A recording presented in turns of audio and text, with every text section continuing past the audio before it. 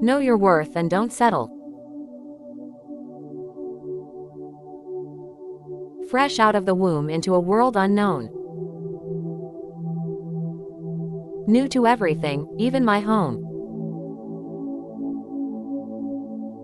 I didn't know who I was, and relied on others until I was grown. After that, I was truly on my own. Going through adulthood, making mistakes along the way. This was the process God chose for this diamond to be made.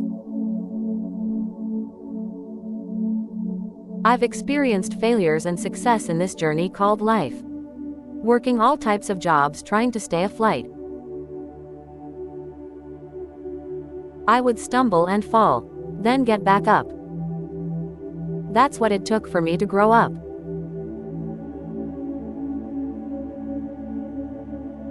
You see, I had to prove to myself and others time and time again.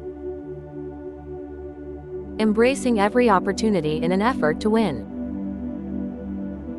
Now that I've reached an age and place in life where proving my worth is not what I do.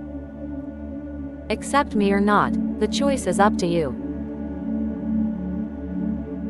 You see, this diamond now knows her value and refuses to just settle. Recognizes that a diamond's value only increases with time and is far better.